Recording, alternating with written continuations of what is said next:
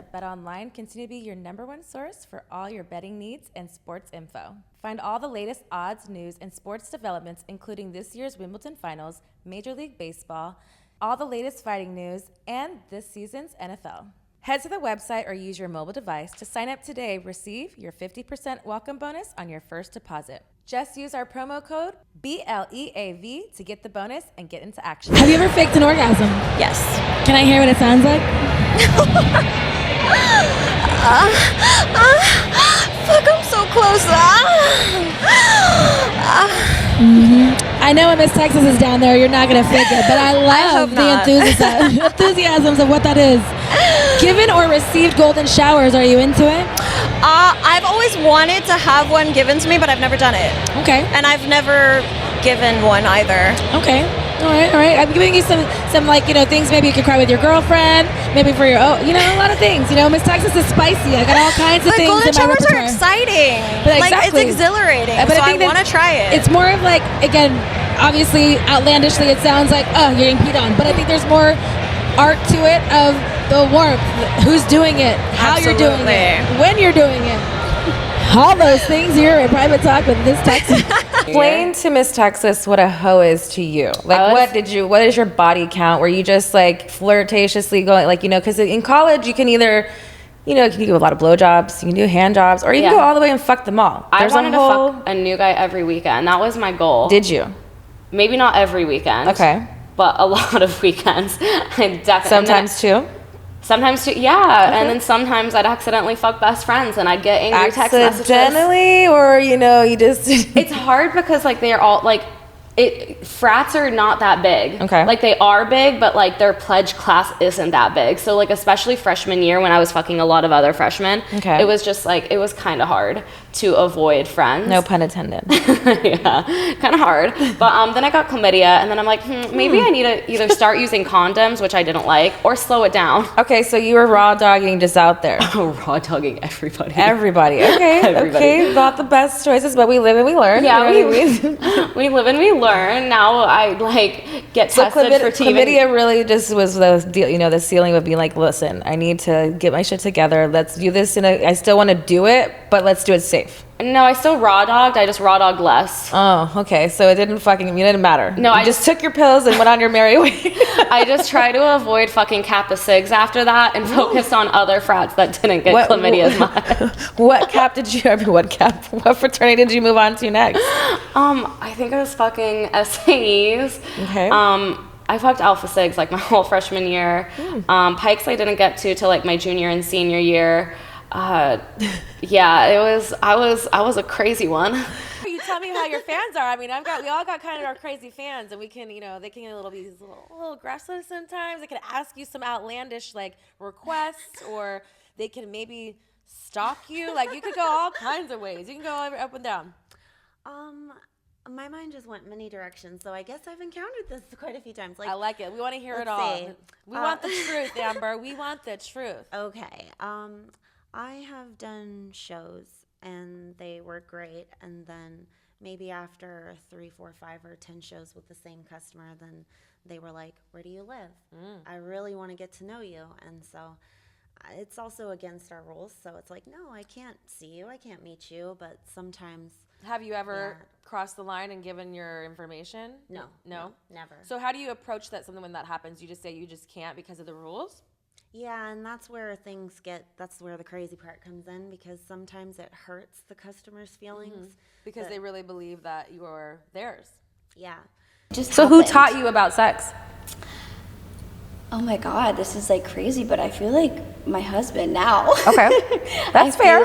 He has really opened. Maybe that's why he's your husband. Yeah, exactly. There's reasons for that. Because I never spoke about this with my mom ever, and my sister either, actually. Yeah, well, I don't think that's as far as fetched as you believe it to be, because I think that it's and again, take into consideration you're 21, so our parents at that age, they don't want to believe we're having sex. Yeah. Even though you had a child at this point, we know they want to think that we don't have sex for a really long time until after those things.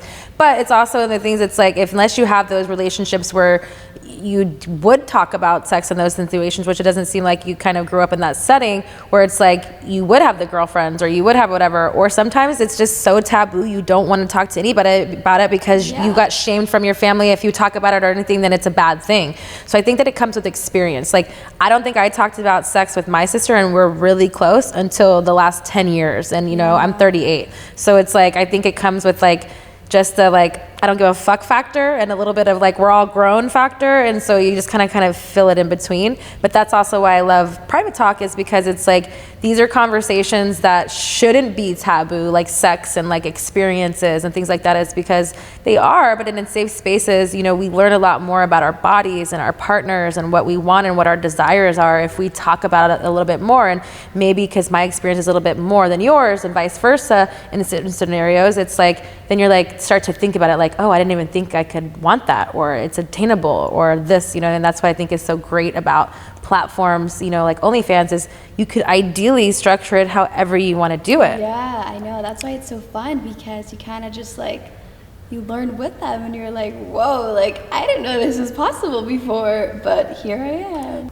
Oh my God, yeah, I really like, probably like, just to be like Cayman. I know it's like so dangerous because like I'm not on birth control. How many times have you gotten pregnant, Miss Lady?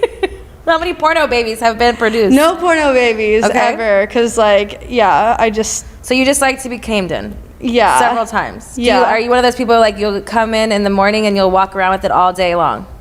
Just let it ooze out of you? Well, usually it's like with my, like, just with like my boyfriend I'm seeing. Usually I'm like not a cream pie on set person, because I'm like, no, I don't want any like set babies, but like, well, birth control, you know, but yes.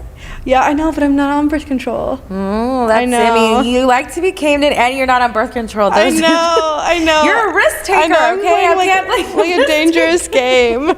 I give people a chance because, like, you know, I see nice eyes, and like I consider myself maybe like a guy in the industry. They could focus on one thing about that person, and if their personality is good, like I can make it work. I heard that trick before. I've used it a couple of times. Exactly. I was like, all right, I'm already knee deep into the shit. I'm gonna just vibe and like whatever. So we're talking, and it's kind of awkward, but like it was okay. And then like, you know, I smoke or whatever. So I was like, we're gonna smoke after, and he's like, you want to come out to my place and smoke? And I was like, yeah, sure.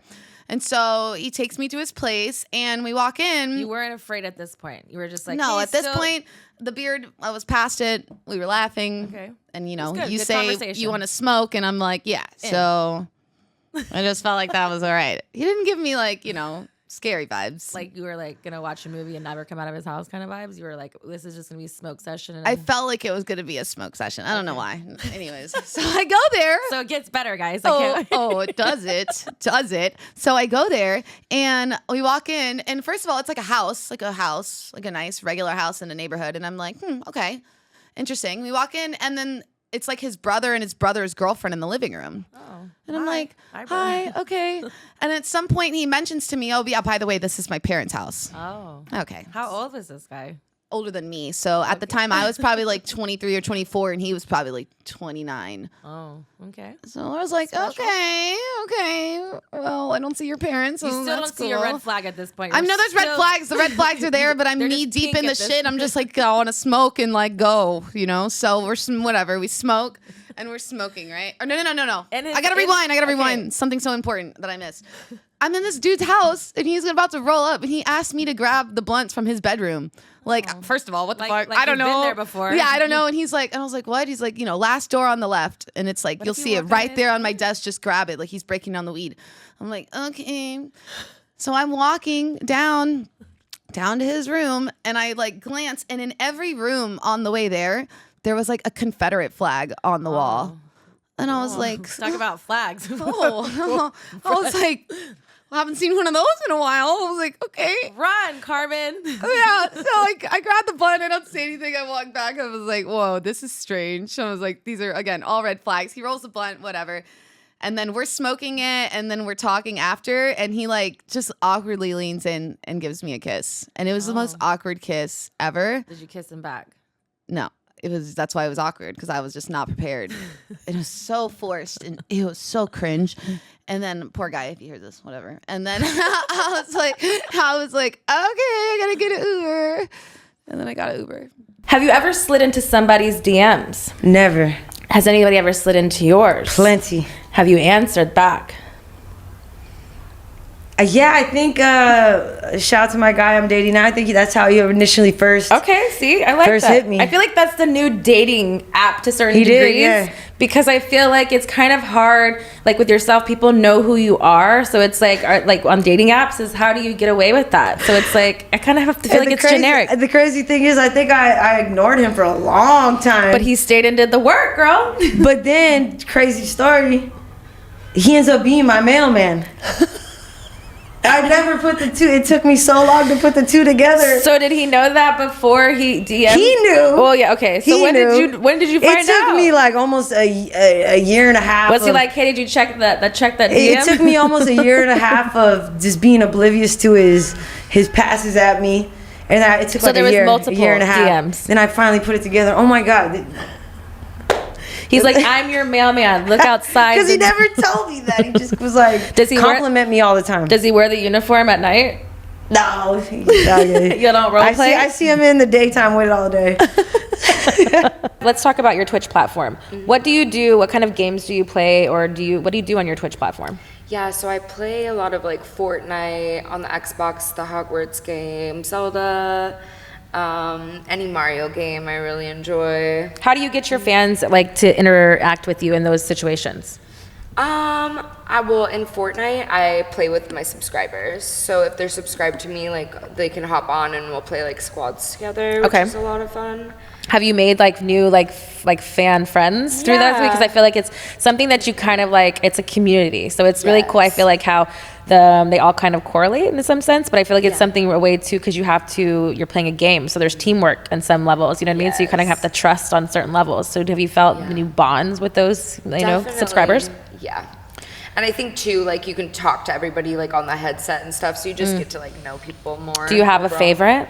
Maybe a top tipper or someone that really like excites you more. Like how could someone get your attention in those kind of platforms that when you have all this fan base, you've been in the industry for 7 years, how can someone kind of make you notice them a little bit more? Yeah, I think I have a few people who just show up all the time and are always like talkative in the chat, and I always appreciate that. Okay. Yeah. Nice. What do you think about the whole madness of Dylan Dennis and whole Logan Paul fight coming up, and how much shit that's being talked about, personal stuff and all kinds of craziness? Do you think that takes away from the sport, or do you think it's an added bonus and that's just how it goes? I think it's weird. Okay. Yeah. Something you wouldn't do yourself? No, I don't understand why they're involving the girls and doing this whole thing.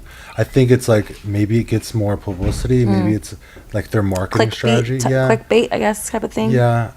But I don't know if like hardcore fan that are into fighting really like vibe with that. I don't know. I was telling my friend today, I was like, I don't know why Dylan Dennis is going so hard on this. I know him a little bit from Vegas. I used to work at Sapphire, a strip club in Vegas. And I've seen so many guys come into that place. So I saw him, and I was the front door guy. So I just held his number, and we talked a little bit. He's kind of, I don't know, he's an okay guy, I guess. A little douchey, in my opinion.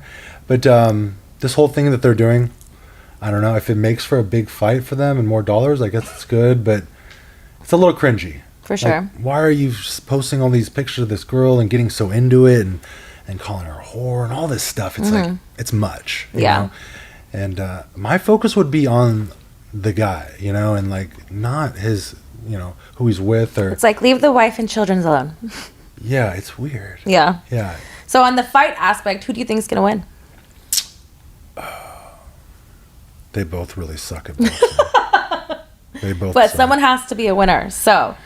One guy's a jiu-jitsu guy that's never really boxed, that is an actual fighter, but he's mostly jiu-jitsu, right? He fought for Bellator, where I just talked about. And then Logan Paul, I don't think he's ever won a fight in boxing.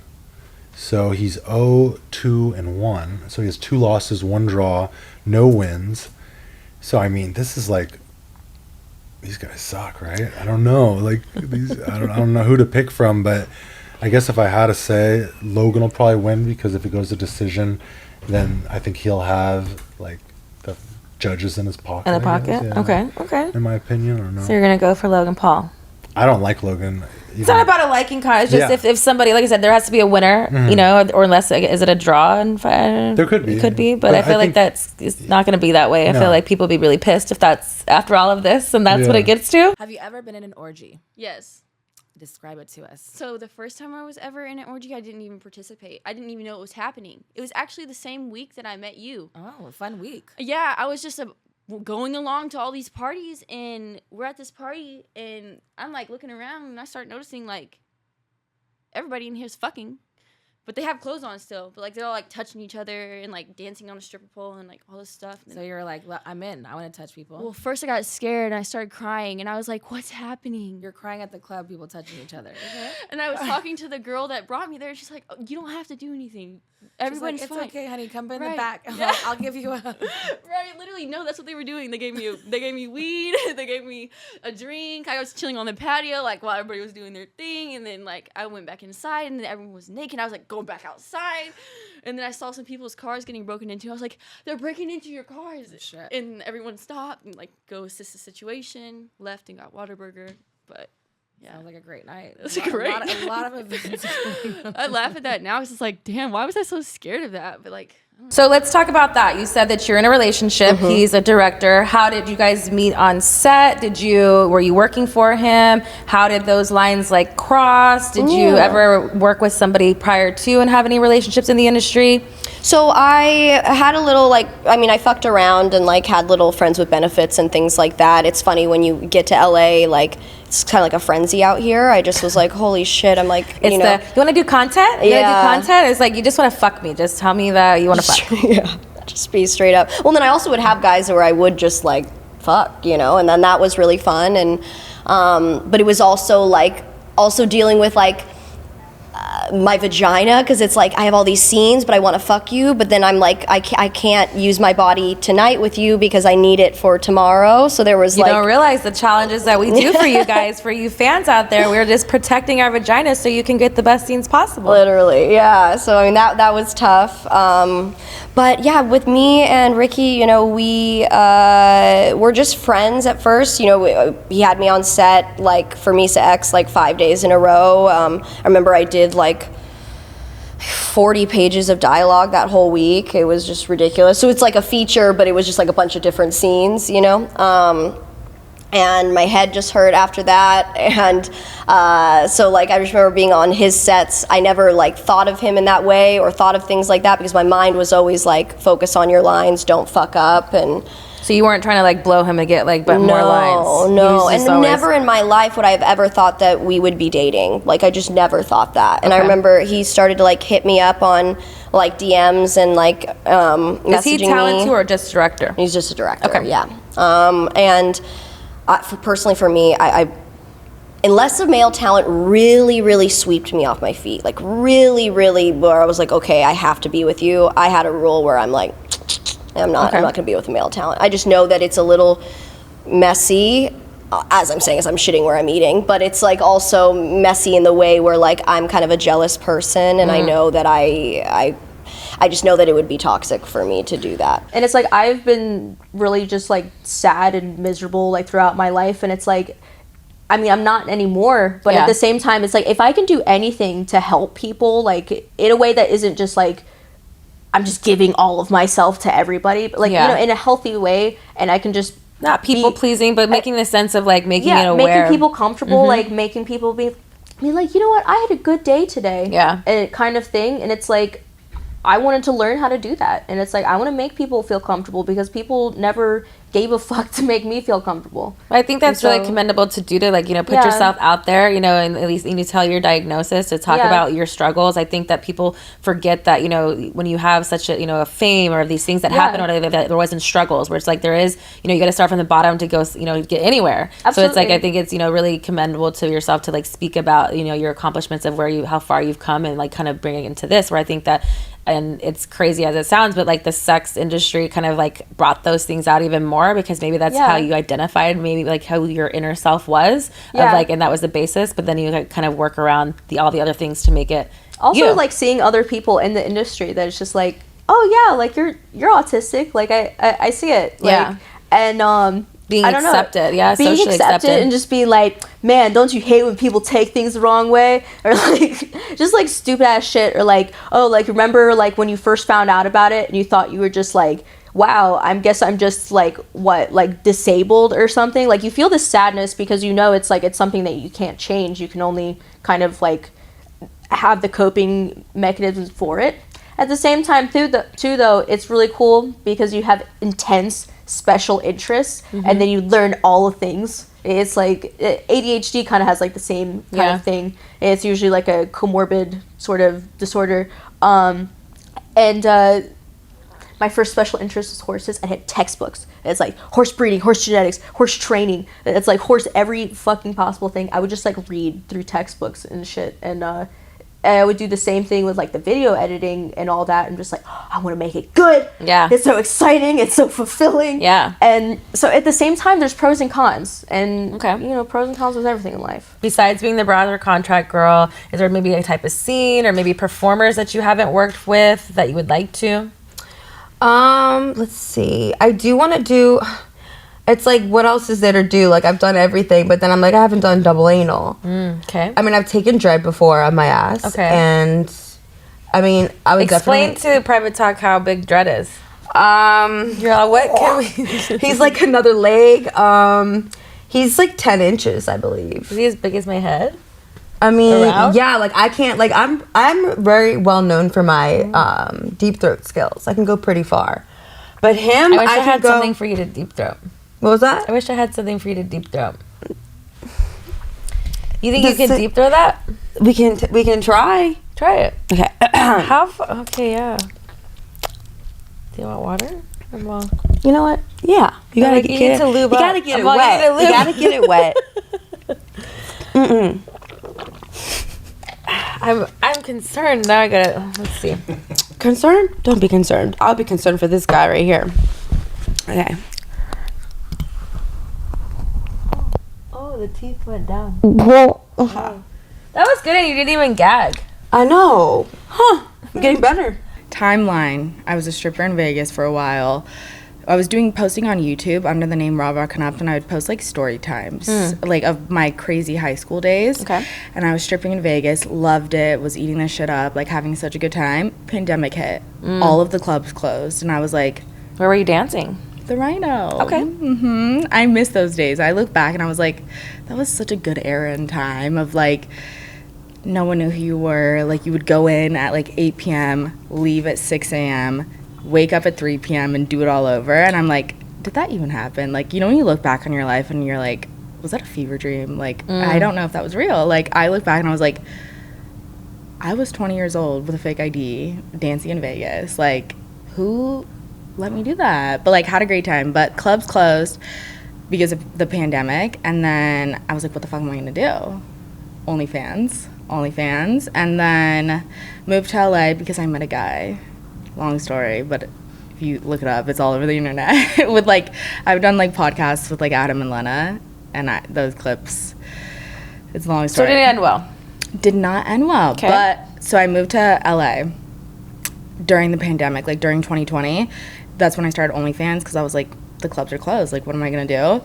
And then met Adam and Lena, and that's when I was like, well, I also don't think I fully knew what I was getting into, of being like, they're like, you're gonna do porn, like, are you down? And I was like, yeah, I'm down. But I don't think I understood, like, at that moment, the gravity of being like, oh, you're gonna do porn. Like, do you know what I mean? Like, I didn't understand the gravity of it in the moment. I was just like, yeah, let's do it. As far as like what it would bring like to your life after, like what kind of things Just, you'd like, be doing everything. and like, all. I feel so blessed. Like, I feel blessed is like a weird word to describe. I'm like, yeah, like we do porn, but it's like I feel really blessed to like have been given the opportunity to do it, because now the blessings that have come from it, like I live a really blessed life because of it. But also in the moment, me being like, I just moved to LA, and I'm like, Adam and Lena want to sign me, and I'm like, yeah, let's do it. And then you start doing porn, and then it's like everything that comes afterwards. I think you just have to take it day by day, because it's a lot to process in the beginning when you're first like going through it. It's a lot to process of just like your family, your friends, everyone's like, what the fuck is going on right now? For sure. And you just start doing it. And there is no, like, once you do it, there is no looking back. Like, there is, like, it's either you're all in and you're full sending it, or you're, like, not going to do it. But meeting them was such a blessing, and they, like, changed my life. Who is one of your celebrity crushes growing up? Not porn related. Adriana Lima is tattooed twice on me. Okay. Once here and once here. She's so beautiful. And I love that she waited till marriage to lose her virginity. Have you ever met her? No. What would you do if you met her?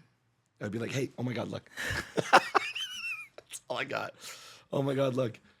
I joked that if I ever went to prison, 25 years solitary confinement. She'd be with you? I'd be good. Well, if you got me on either side, then you'd have two of us. Do you want me to do it? Yeah, let's do it. I'll do it. Let's do it. Okay. All right, shake it. It's done. When can I see it? We can do it today.